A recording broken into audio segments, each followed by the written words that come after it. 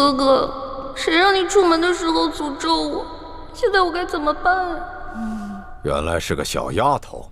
刘妈妈，是和穆太大人一起离开春风院的那个姑娘，就是她。回中堂大人就是她。你别老这么盯着我看呀，盯得我心里直发毛。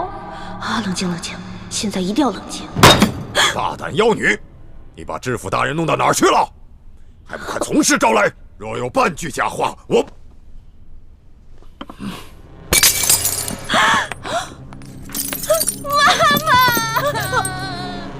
妈妈救命！妈妈救命！哎呀，只要你老老实实说出知府大人的下落，我可以向中堂大人求情，饶你不死啊！快说，真的？快说，快说！行吧，那我说，那日知府大人呢说要带小女子去一个好去处，当时小女子开心极了，还以为从此攀上了高枝，可以无忧无虑了。可谁知道知府大人却把小女子带到了一个特别偏的地方。当时我就想啊，这也许知府大人的正事太厉害了，想要收小女子做外宅。可是这马车跑到一个小树林，知府大人自己下去了，让小女子在车上等他。这小女子啊，就偷偷掀开车帘子，就看到知府大人跟一帮黑衣蒙面侠说些什么。黑衣蒙面侠？那他们都说些什么？他们说了什么谷啊，什么王啊，什么蒙，什么他们是不是在说明珠谷、晋王？对，他们说的就是这些。这明珠谷本是反抗朝廷的一个秘密基地，这晋王应该指的就是南明永历帝朱由榔所封的那个李定国。后来这个永历帝被吴三桂给绞杀了，他就诈死逃亡，纠集了一帮乱党，一心妄想着反抗朝廷。那难道知府大人的失踪与那群乱党有关系？他们还说了些什么？他们好像还说了什么，这事儿千万不能说出去，没有后退之路了，暴露就是死之类的话。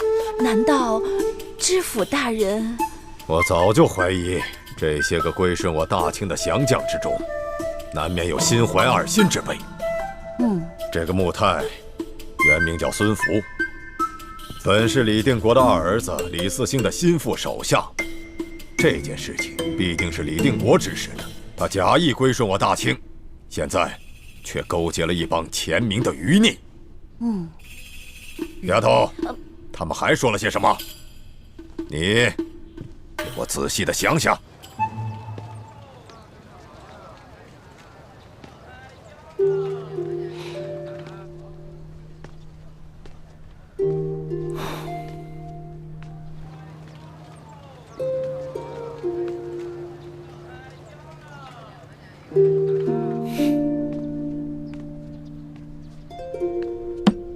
他们都是一些零碎的只言片语，我也没听清楚，但是我听到了一个人的名字。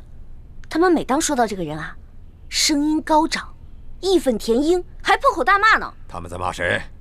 他们好像在说什么敖王吧，敖乌龟，还敢称自己是第一勇士，早晚把他打得满地找牙。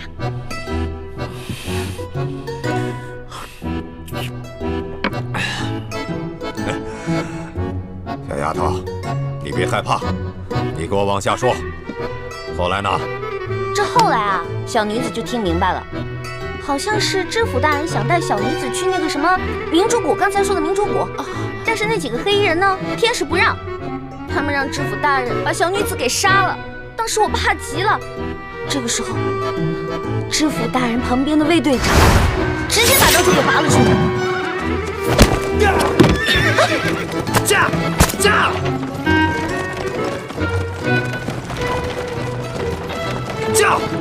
你来驾马车，我去对付他们。我不行，我不会驾马车。想死就快点，抓住缰绳！快！再后来呢？再后来，小女子就拉着马缰绳，一直跑啊，就听到后面刀剑撞击的声音越来越大，我就跟着马车一直跑。这后来马儿累了，停下来了。小女子怕他们赶过来，把我杀了，我就跑了。这个卫队长，是我安排在孙福身边的一个密探，多半是他发现了孙福和乱党勾结，所以这个孙福才会杀人灭口。小丫头，出了这么大的事情，你怎么不去报官呢？啊！我害怕呀，一个是知府大人，另外几个是歹徒，我怕我去报官以后，反而会送了小女子的命。那我问你，你后来怎么又跑到京城来了呢？因为小女子不敢留在袁州了，小女子怕他们追杀我呀，我就想说，要不要回京城找自己失散多年的哥哥呢？但是京城这么大，我找不着啊，就只好干一些小偷小摸的事儿，过日子了。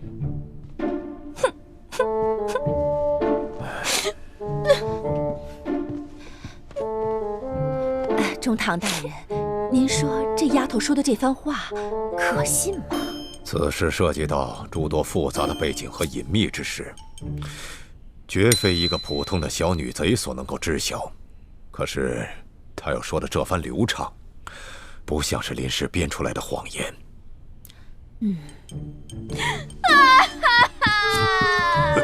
大人，小女子再也不敢了，小女子再也不敢偷了，死也不敢偷了。大人，妈妈，帮我劝劝大人，别杀了小女子啊！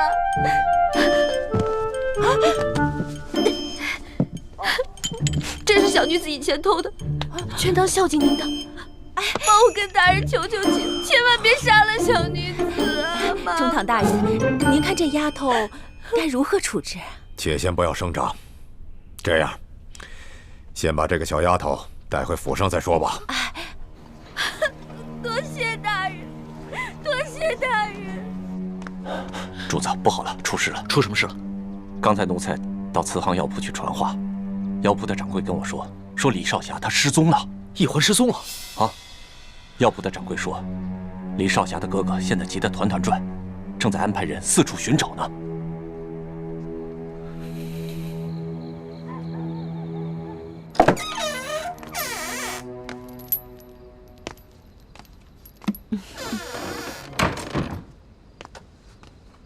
来吧。不是吧？你去给我拿2个白馒头。哟，那你想吃什么呀？哦，您不会以为您还在天下第一楼上冲大爷呢吧？妈妈，我刚才在酒楼对您多有不敬，但是您别忘了，我还孝敬了您2锭金元宝呢。所以呀，我才来给你送2个馒头啊。妈妈我呀，也是有原则、讲情义的。2个馒头换2个金元宝，这馒头也是我见过最贵的了。不过有馒头总比没有强，起码不会被饿死。吃。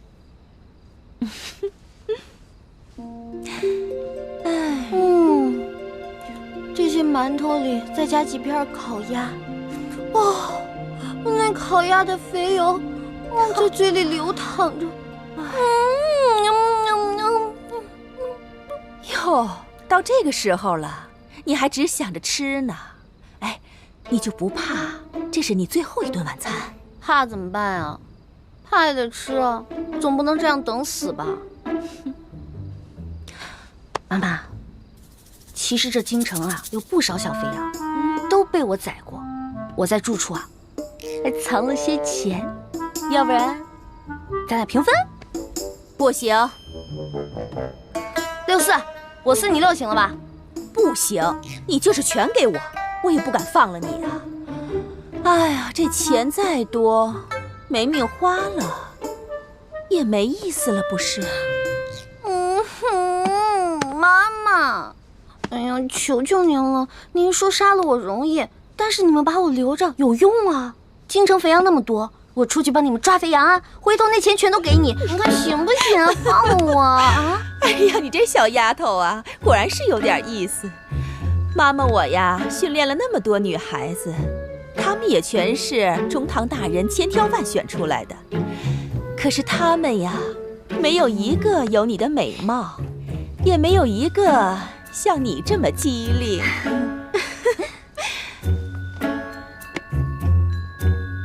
所以妈妈，你这意思是可以放了我了？哎呀，我哪敢放了你呀！哎，不过妈妈我呀，也是有原则、讲情义的，也不能白收了你的金元宝，不是？我今天呀，就是来给你指条生路的。妈妈，请说。易姑娘那一番谎话，说的是声情并茂，丝毫没有破绽，居然连老奸巨猾的鳌拜都被她骗过去了。这鬼丫头仗着自己有点小聪明，就胆大包天。她虽然骗过了鳌拜，可是也被鳌拜带进了鳌府。鳌拜究竟会怎么处置她，还很难说。我们呀，在鳌拜府中也发展了内线，不过鳌拜不信任我们的人只能在外围当差。不过我已经吩咐下去，让他们想尽一切办法打探消息。鳌拜性情暴虐，易欢在他手里非常危险，我们必须尽快想办法救他出来。少主，龙三少爷那边差人来问，可救出易欢少侠了，是不是需要什么协助之处？你去告诉他们，还没有找到易欢，不过我们会自行解决，就不麻烦他们了。多谢他们的好意。是。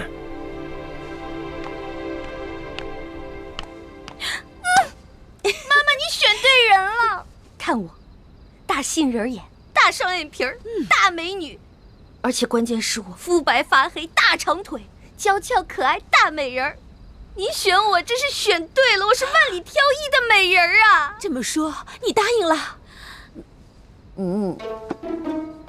怎么，你不答应？这中堂大人可不缺钱，他缺的只有美女。这也是你最后一次机会了。那能不能先给我上一盘烤鸭，再来一壶桂花酿啊？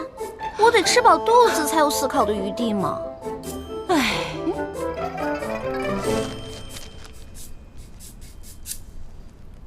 小虎，通知鳌府的内应，告诉他，我会在府外100丈之内的地方等他的消息。一旦鳌拜要杀易欢，让他立刻发出信号。少盟主的意思是，万一鳌拜要杀易姑娘，您就亲自冲进去救她。鳌府戒备森严，少盟主的身份非比寻常，千万不可冲动。不到万不得已，我自不会冒险。不过如果鳌拜真的要杀易欢，我也顾不了那么多了。少盟主对易姑娘情深意重，只可惜她还懵懵懂懂，不知珍惜，反倒给您惹麻烦。易欢不是有意的，我不怪他。你快打探消息吧，我也要召集人手，做好随时闯府救人的准备。属下遵命。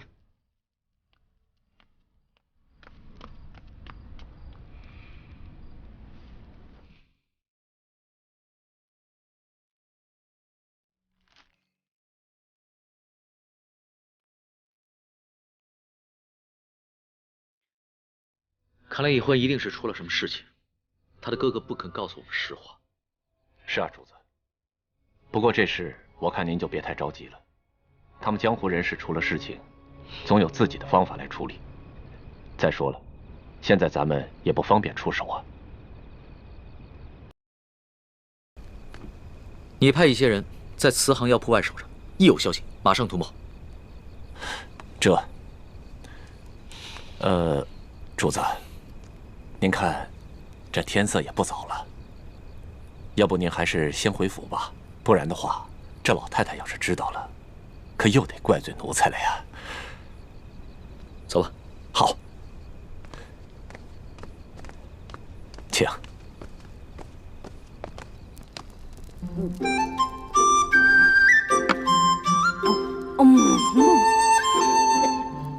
哎呀，您这整只烤鸭都吃完了，还没考虑好呢。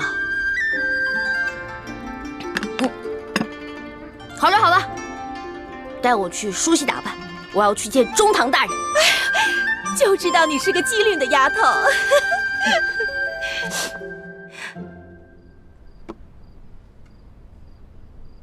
刘妈妈，哎，你真觉得易欢这个丫头，她合适吗？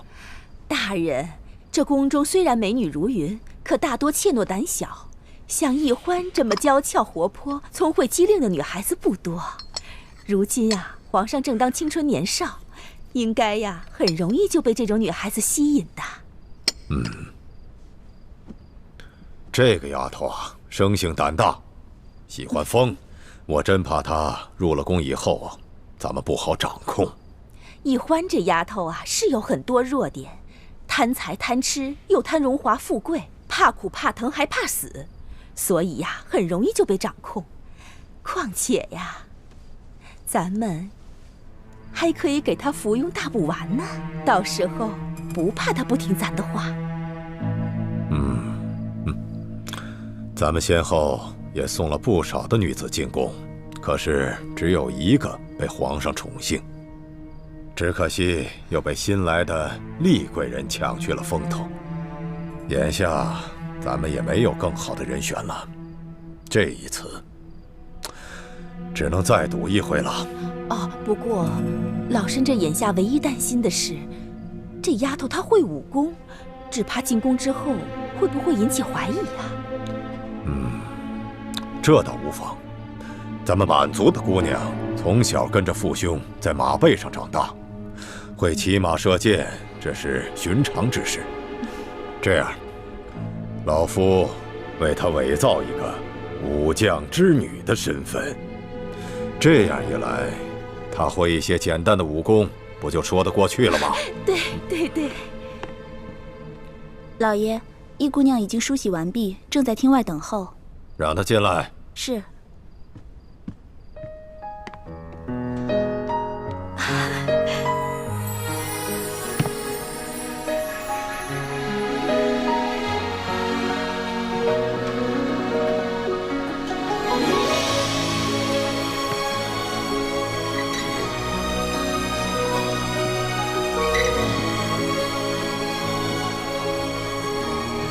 小女子拜见中堂大人。好，谢谢中堂大人不杀之恩。易欢，你是否真心愿意为老夫所用啊？小女子誓死效忠大人。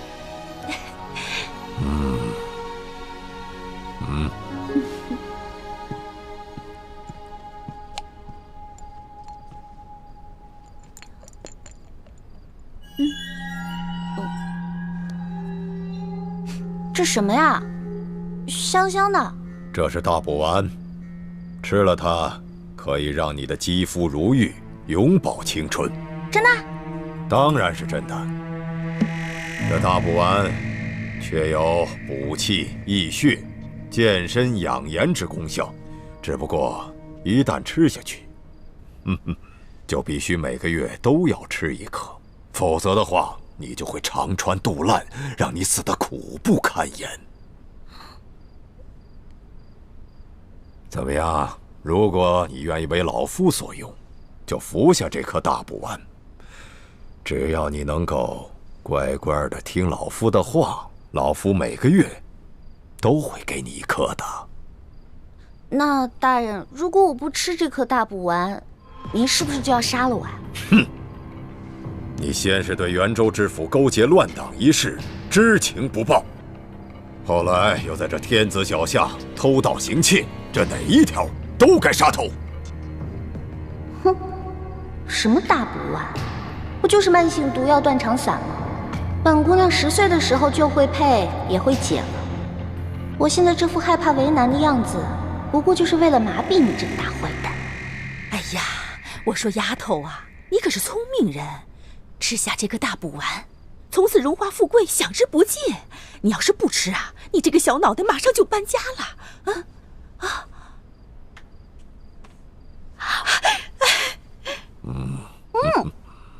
甜甜的，跟糖似的。还有吗？你真拿它当糖丸了，当饭吃呢？您看你，我不吃的时候吧，喊打喊杀的。我说再吃几颗，你又舍不得。你说这丫头多有趣啊！刘妈妈，离这批秀女进宫的日子只剩下7日了，你要抓紧时间好好的调教她，切不可让她露了马脚。是大人。什么？鳌拜不仅没有杀易欢，还给他安排了一处别院，派了2个丫鬟来伺候他。易姑娘也不知道想出了什么办法，事情的进展出乎我的意料。不过至少易姑娘暂时安全了。少盟主，还请您先撤，我们的内线会想尽办法跟易姑娘接上头的。一有消息，我马上禀报少盟主。好，多加小心。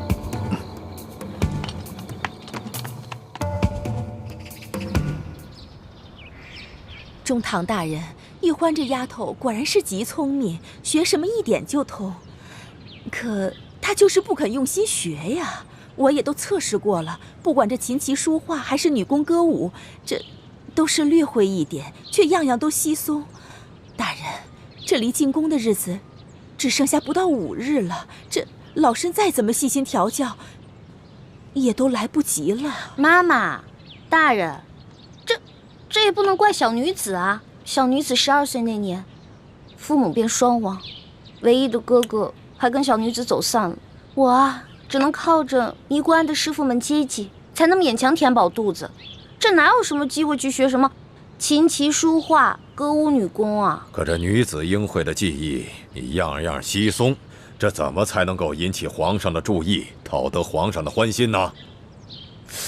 如果说女子必须才艺出众才能引起皇上的注意，那之前妈妈培养的美女们个个才艺出众，可不也是没成功吗？如何讨得男人们的欢心？刘妈妈她最有经验，她培养出来的美女，个个都能让男人们神魂颠倒。只可惜皇上他年少，情窦未开，再加上这后宫美女众多，没能引起皇上的注意，所以他们才未能大展身手嘛。哎，这您就说对了。要想引起皇上的注意，光靠才能和技艺非常好是不行的，是要动脑子想办法的。我说的对不对啊，妈妈？哦，那你告诉老夫，如何才能引起皇上的注意呢？这个嘛，我现在也说不好，这得进宫以后啊，随机应变。大人，若说这随机应变，易欢这丫头可是比别的姑娘强了千百倍。大人放心吧，为了不辜负您对我的期望，也为了我自己能在宫中谋个好前程，我一定会努力引起皇上对我的注意。也罢，这圣心呀最难测，如何邀得圣宠，这只能看你自己的造化了。只可惜老夫没有女儿，若是老夫有一个像你这般机灵的女儿，那就好了。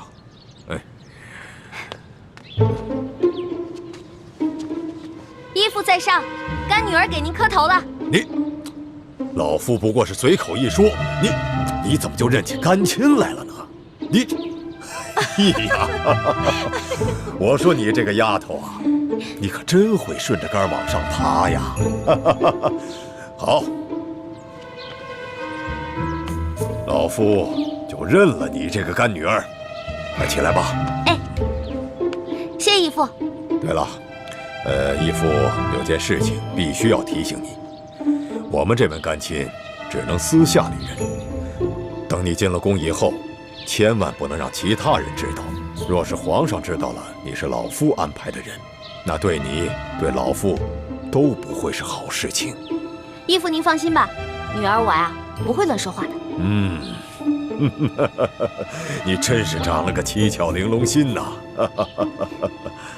好，既然你认老夫做了义父，那作为义父就得有所表示。义父送你一件礼物。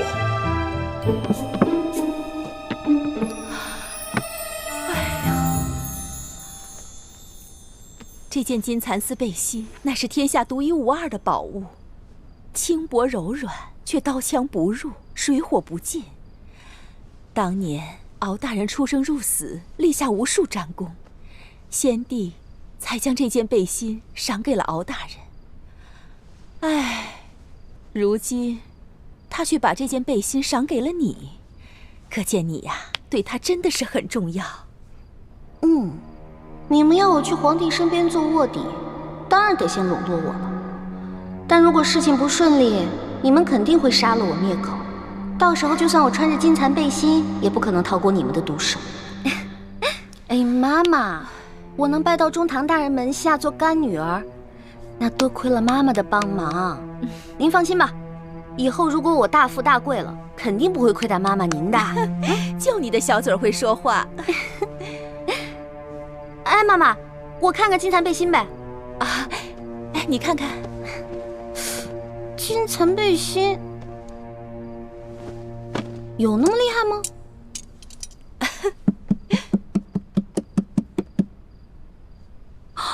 哇，真的都没破哎！妈妈，你快帮我收好，快！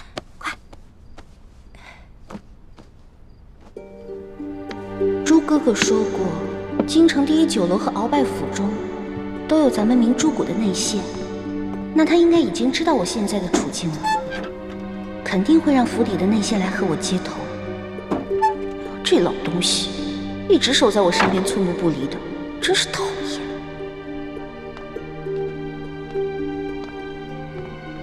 这都是吃的？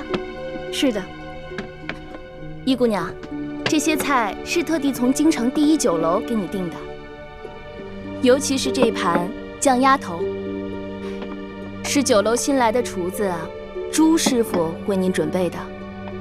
朱师傅说了，姑娘品尝过后，有什么需要改进的，朱师傅会尽量满足您的要求的。我知道了，你先下去吧，记得再给我拿一壶桂花酿过来。是。妈妈，您看啊，这么多美食，其实我应该跟您老一起分享的。但是你也知道，我这个人吧，最大的缺点就是贪吃。再加上上次您在酒楼里跟我抢一只鸭子，那事在我心里留下很深的阴影啊。所以，您要是跟我在一桌吃饭的话，我这内心肯定会特别害怕。要不然您就先放心，我不会跟你抢吃的，我自己回房间吃。哦，不过，待会儿吃过晚饭之后啊，我要陪你一起同床共眠。这同床共眠就算了吧，我从小到大都没跟人同床共眠过，而且这同床共眠，我看着您这张老漂亮的脸，我睡不着啊。今晚不行，我必须要陪你一起睡，因为今天晚上妈妈要调教你一些床上功夫。哎呀，只有这样，皇上召你侍寝之后，才会被你迷得神魂颠倒。你现在害羞啊，等将来进了宫，得到了皇上的圣宠，你还要感激妈妈的调教之恩呢。行，我谢谢你妈妈。你别说了，你赶紧走吧。你走吧，你说的我都羞死了。快回去吃饭吧。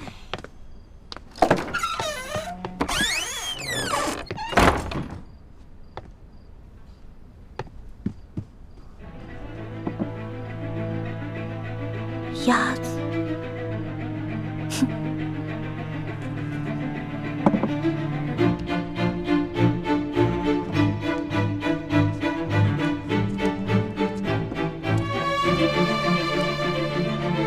已安排内线救你。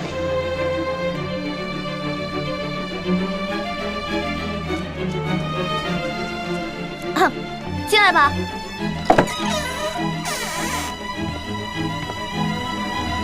易姑娘，您要的桂花酿。玉欢姑娘说，她决定将计就计，待进宫之后，把鳌拜的所作所为全部告诉龙三，以挑起鳌拜和康熙小皇帝的矛盾。易欢虽然口口声声反对我们光复大明，但一旦有机会，还是会奋不顾身地帮助我。玉欢姑娘还说，鳌拜对她不太信任，正在满京城查找她失散的哥哥。为了不让鳌拜起疑心，还请少盟主做好准备，配合他演好这出兄妹相认的戏码。知道了。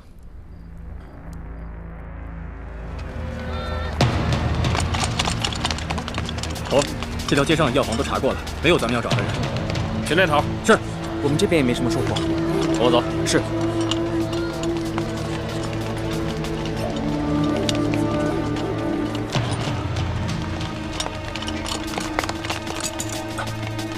掌柜的，怎么了，各位军爷？有什么事儿吗？你这儿可有一个叫李建清的年轻的郎中？有，不过正在给病人看病呢。军爷，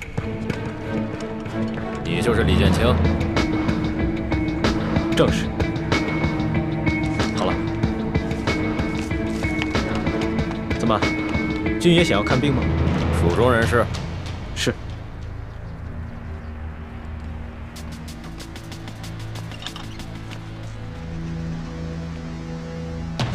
军爷这是干什么？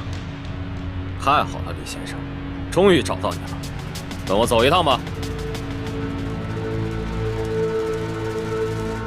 中堂大人，易欢这丫头啊，果然是冰雪聪明。不管是给她安排的身世，还是要她熟悉的材料，那都背的是滚瓜烂熟啊。还有那些重要的私密记忆，我昨夜都已传授给她了。好，果然是个好苗子。易欢啊，再有3日你就该入宫了，你可要好好的准备。你入了宫以后，老夫就不能安排人照顾你了，以免他人怀疑你是老夫安排的人。至于你是否能避开后宫那些复杂的算计，能否引起皇上的注意，邀得圣宠，这一切就得全靠你自己了。义父，您放心吧，我一定不会辜负您对我的期望的。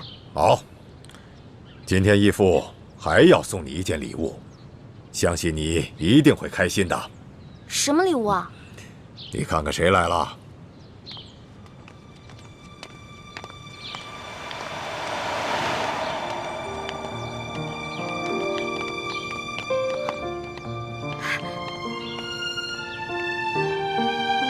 大哥，你是小妹。大哥，小妹，大哥，对不起，都是我不好，我以后再也不会这样了。以后我一定听你的话。小妹，真没想到会在这里遇见你，我还以为你出事了呢。你知不知道，这些年哥哥一直在找你，找不到你，我心里多着急。知道了，我以后再也不会那样了。小美，大哥，没事就好，过去的事情就不要再提了。快来快来，我来给你介绍，这是义父，快给义父跪下。草民李建清，拜见中堂大人。一谢大人救了欢妹，二谢大人让我们兄妹团聚。不必多礼，起来吧。谢大人。坐。义父让你坐呢。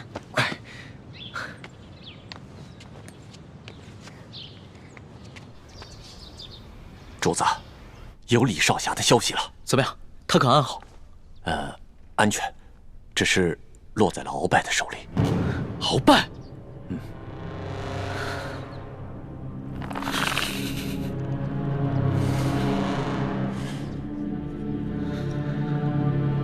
恕草民冒昧，中堂大人最近是否经常心神烦躁？是否无论何种美食，都是食之无味，难以下咽？你怎么知道？医者望闻问切，可知百病。草民看中堂大人的脸色，似有思虑过度之兆。这过思则伤脾胃，也伤元神，自然会食之无味，难以下咽。那可有办法医治啊？这个简单，待草民为大人号个脉，开几副方子调养调养，自能改善。早就听易欢说过，你这个当哥哥的，自幼跟着师傅在外游历行医，学了一身的好医术。虽然是不能够让人起死回生，但也是救人无数。今日一见才知道，他所言非虚啊。老夫现在年龄大了，经常身体不适，你可否愿意留在府上为老夫效力呢？这个老坏蛋，果然还是不放心，想拿朱哥哥做人质。草民做了多年的游方郎中，虽然学到了不少民间的验方，但四处漂泊，甚是辛苦，所以想在京城安顿下来，慢慢谋个前程。只是坐堂问诊，收入微薄，若能投靠在中堂大人门下，草民自是求之不得。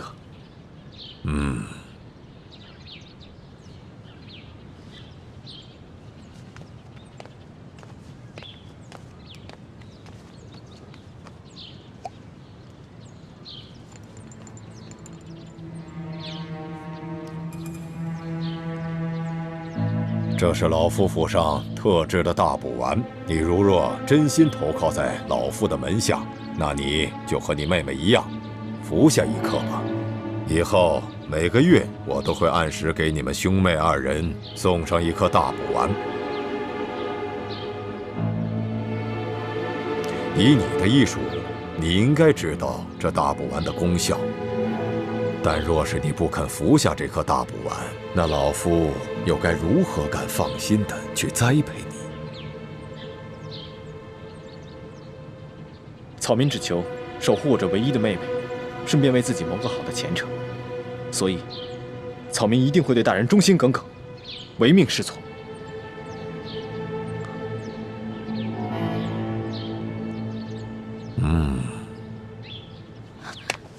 义父。女儿还有一事相求，希望义父可以答应。你尽管说，只要老夫做得到，都会满足你。可不可以在宫中也给我哥哥某一份差事啊？因为这样我们2个既可以互相照顾对方，而且不用经过他人之嘴传给您宫中什么事儿啊，直接让我哥哥来跟您说，既方便又安全。您觉得呢？这个主意不错。眼下就有一个绝好的机会。宫中的太医院本月之中就有一个老病告退，一个回乡丁忧，眼下还正缺人手。以李先生的精湛医术啊，老夫完全可以在太医院为你留一个职务，这样你们兄妹2人联络起来也就方便多了。多谢义父。只是这宫中禁忌甚多，你们2人入宫以后，切不可让其他人知道你们的兄妹关系。女儿知道了。草民明白。前段时间皇上龙体欠安，精神倦怠，神思恍惚，可不知道为何又突然好了。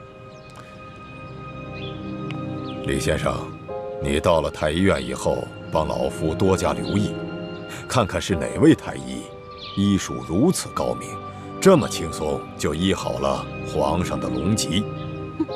老坏蛋，你是想查出谁解了你给皇上下的毒吧？草民明白，草民一定会多加留意，有什么情况马上向大人汇报。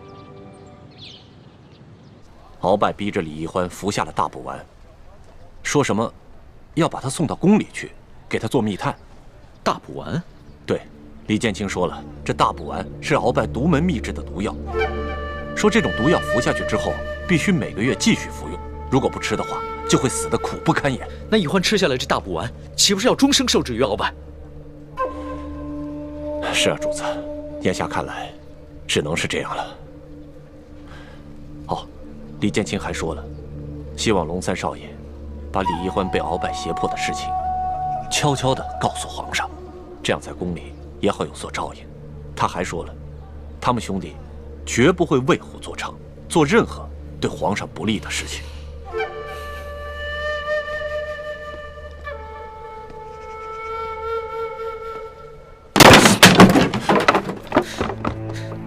主子，您息怒啊！这个鳌拜越发的胆大妄为了。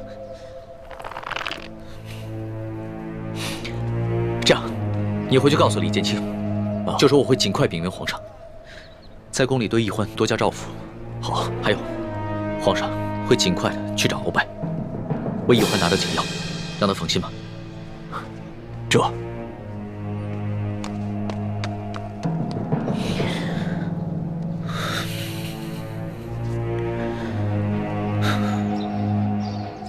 皇上的头晕病可好些了？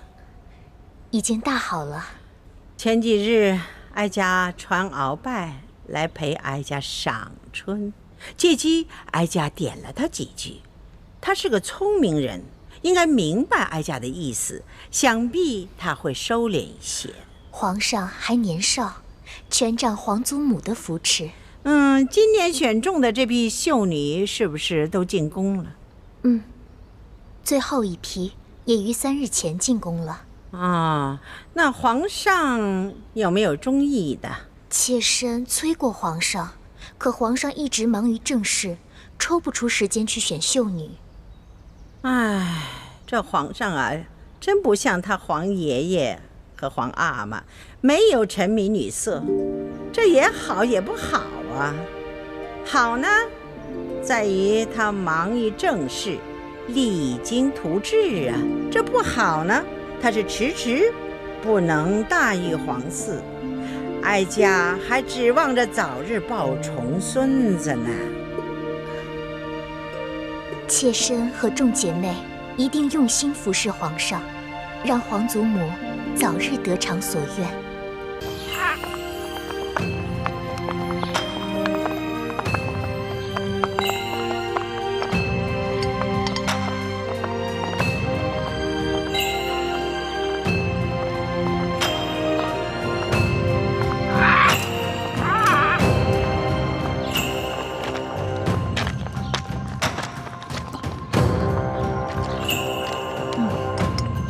停！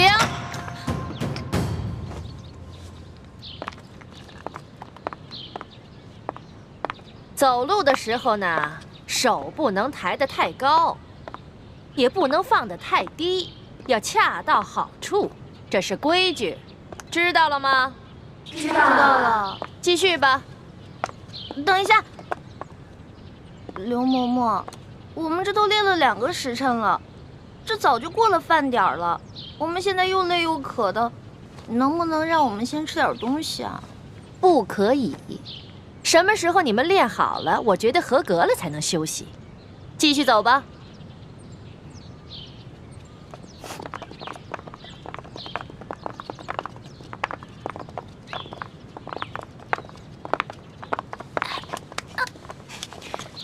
停！易欢，谁让你坐下的？刘嬷嬷，我的脚破皮了，我走不动了。那你也先向本嬷嬷请示啊，怎么能擅自休息呢？刚才我都说了，这是违反宫规。这也算违反宫规啊？当然，在这个宫里，只要是做宫里不允许的事，说宫里不允许的话，全都是违反宫规。你知道去年的秀女里面有一个擅自喂了太皇太后的胭脂鱼，后来那个鱼胀死了。知道这个宫女怎么样了吗？怎么样了？哎呀，她可是被活活饿死了呀！饿死了？这么残酷的处罚，刘嬷嬷，那我向你请示，我能不能休息一下？不可以。起来继续。好疼啊！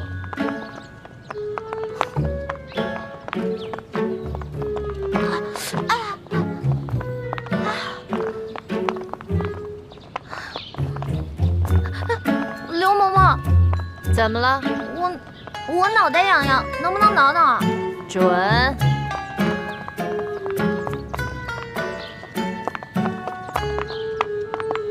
刘嬷嬷，说。我想，对不起啊，您肯定是那种通情达理的人嘛，不可能不让我打喷嚏的，是不是？下回憋住嘛。你哪儿那么多废话呀？赶紧走。哦。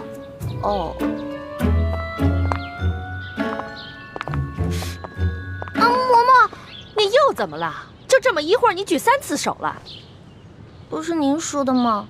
有事之前必须举手请示啊。什么事儿说？我想放屁。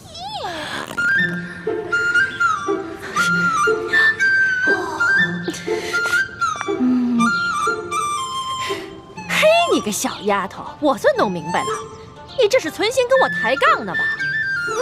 没有，完全没有跟您抬杠，我这不是憋不住了吗？少跟我抬杠，你那点心思以为我不清楚吗？来人呐，把他给我拖下去，杖责20。等一下，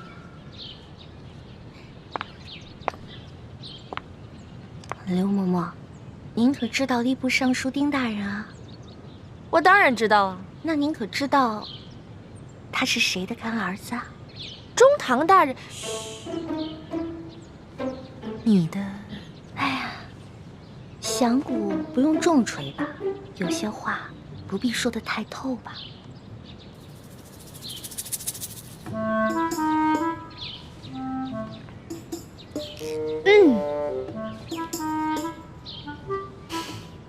算了，我就看在你讲磨破皮的份上，放你先去休息一会儿吧。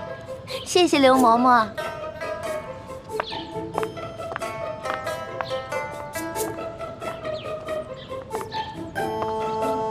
继续练呐。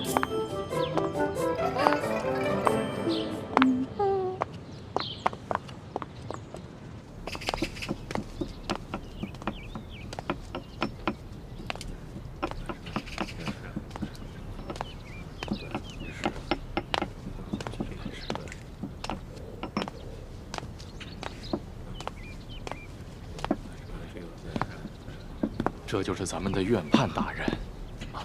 院判大人，你就是新来的李太医。晚辈李建清，望院判大人多多关照。这年纪轻轻就能到这太医院来当值，想必一定有过人之处吧？这些灵芝呢，有10年生的、20年生的、30年生的、100年生的。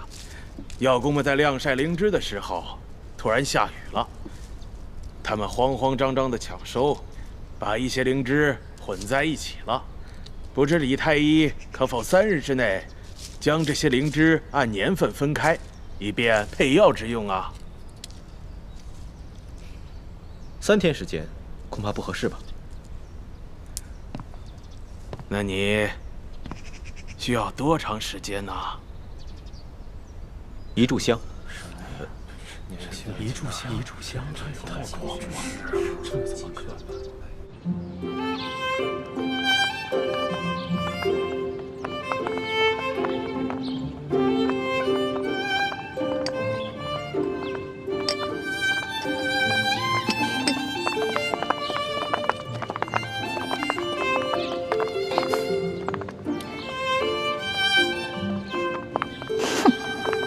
自己坐着，有吃有喝的，却让我们饿着肚子受累。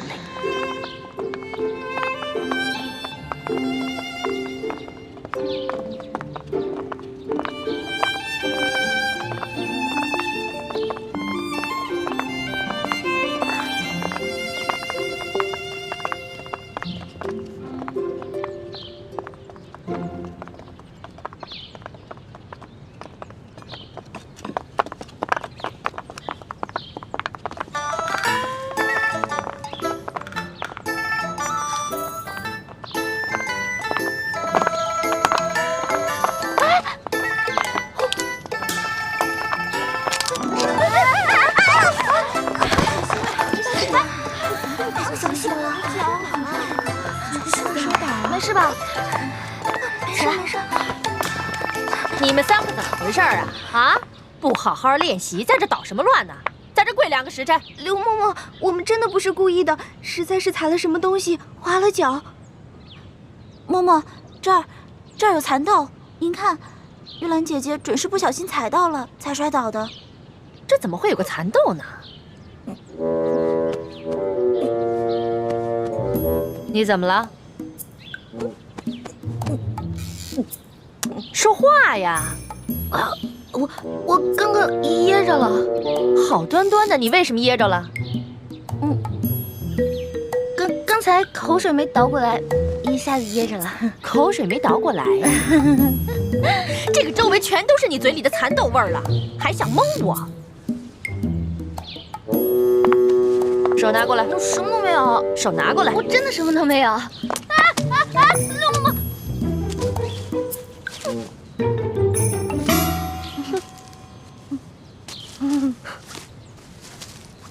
哼，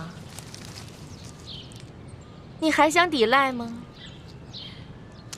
看来我不给你点教训，你是真不知道什么是公规呀。来人呐，等一下。刘嬷嬷，您忘了，我呢可是中堂大人的。什么人违反公规都要受处罚？你以为我到现在还没回过味儿来吗？其实刚才我就想明白了，中堂大人怎么会派你这么一个不知道天高地厚的野丫头进宫来呢？你既然那么嘴馋，又担心挨饿，那我就罚你今天闭门思过，谁都不许给他吃喝。什么？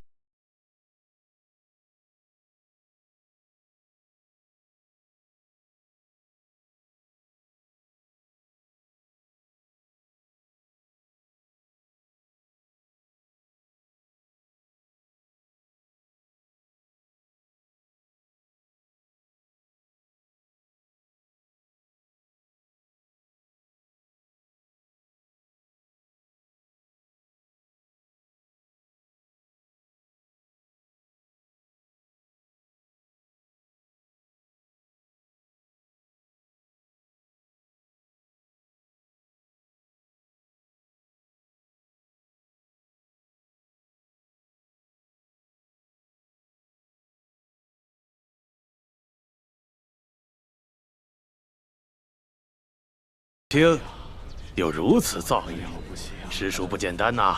晚辈不过是班门弄斧，日后还要仰仗大人多多关照。好，有真才实学，不骄傲。李太医前途不可限量啊！哈哈哈哈哈哈！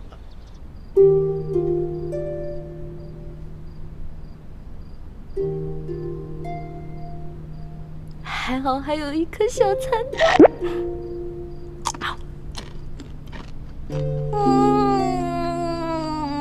好吃。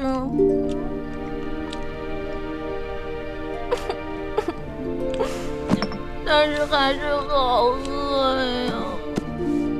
我要饿死了，饿死人了，饿死人了！喝点水顶顶饱吧。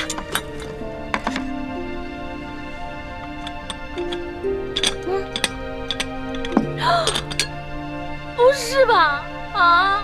哎呀，好饿呀，好饿呀，饿死啦！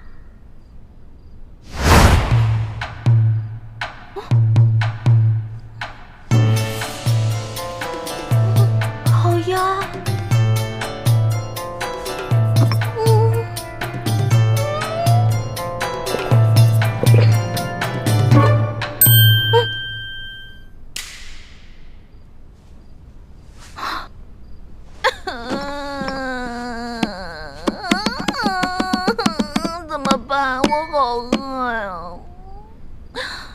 才进宫我就要饿死了，也不知道猪哥哥找没找到龙小弟。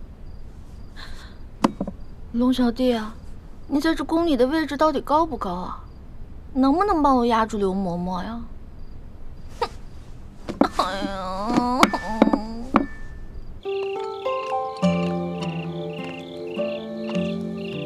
大哥，大哥。大哥，大哥，大哥，不是约好了在这见面的吗？人呢？会不会是刚进宫找不到路啊？哎，不对不对，他那么聪明，怎么可能呢？难道是出什么事了？大哥，大哥！哎呀，饿死了！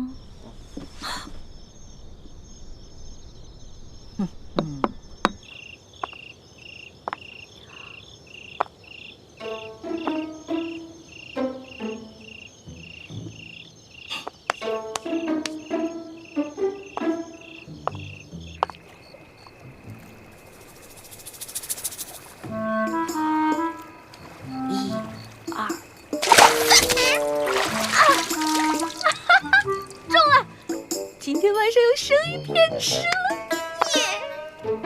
走着，生鱼片。太太爷，太太爷，太爷，太爷！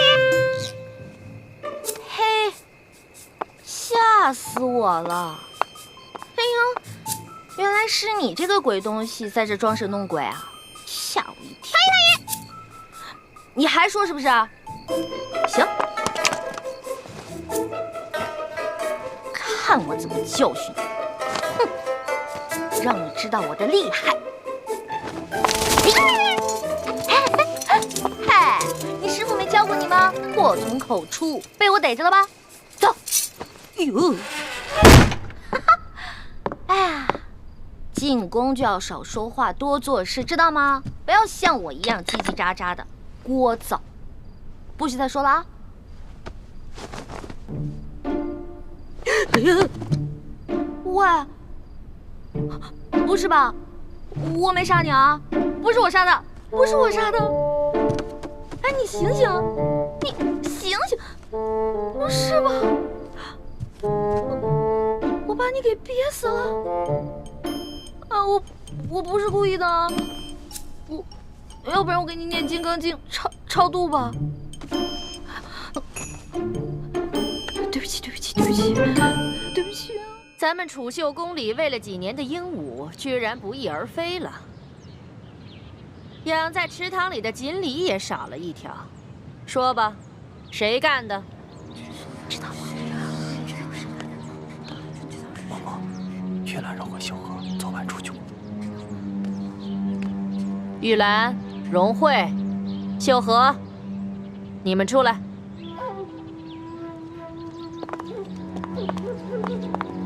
昨天晚上，有人看见你们离开住处出去了，去哪儿了？秀禾妹妹半夜要小姐，夜里黑，她一个人害怕，我和荣慧陪她去的。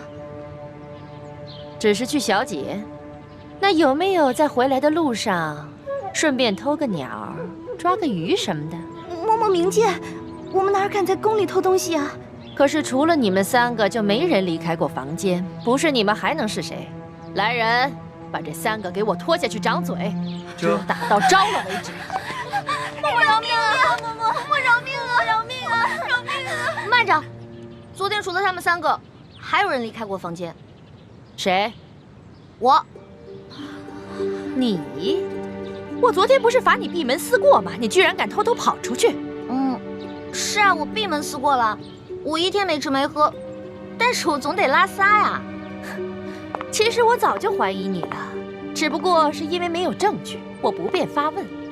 这批秀女里边就属你胆子大，准是你昨天饿了一天，又打起那鱼鸟的主意了吧？哎，你有什么证据证明我拿了你的鱼跟鸟呢？捉贼得拿赃啊！我有没有冤枉你呢？我自然会查清楚的。不过这储秀宫呢，夜里会落锁，外人进不来，里面也出不去。我还就不信了，你能把那鱼骨头和鸟毛一块儿给吃了？来人呐，给我搜！这，哼，老东西，我就不信你能搜得到。对不起啊。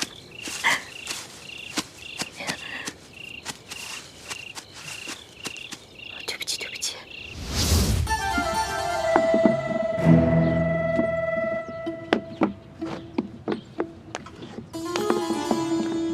刘某某，没有。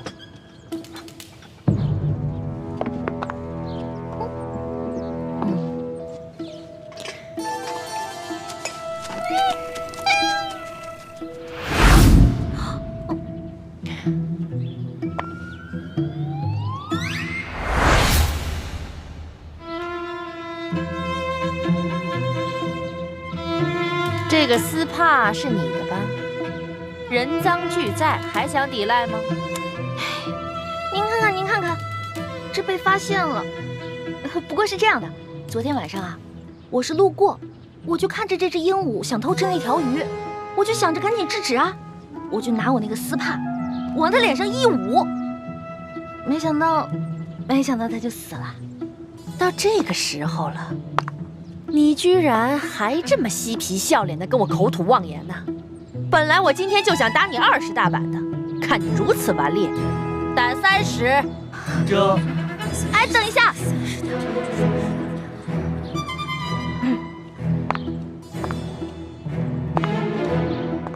刘嬷嬷，您别忘了，我可是中堂大人的人呐。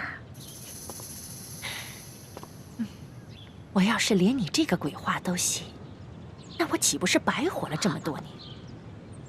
拖出去打！这，我说的都是真的。我这慢着。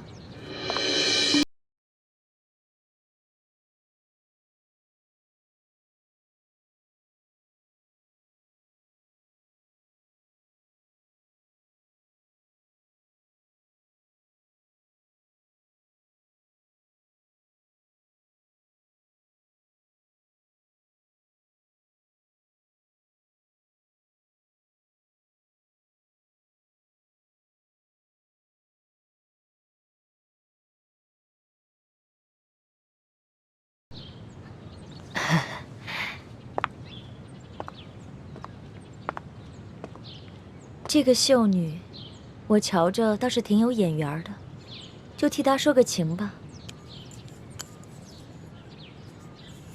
昨儿个皇上赏赐我很多珠宝玉器，只是这个镯子我戴着太大了，想来这大小啊，正适合嬷嬷你呢。哎呦，那就多谢厉贵人赏赐了。今天这事儿就看在厉贵人的面子上，我就不追究了。那就多谢嬷嬷了。这个秀女有些不懂规矩，不过长得嘛倒是挺可人的。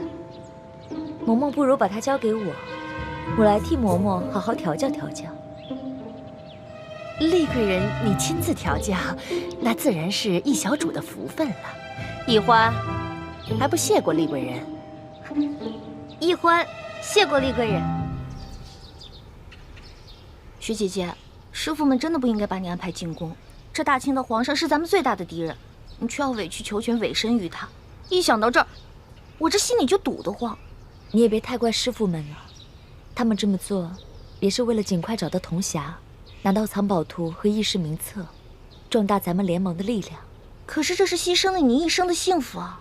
个人的幸福比起光复大明的大业，不足为道。更何况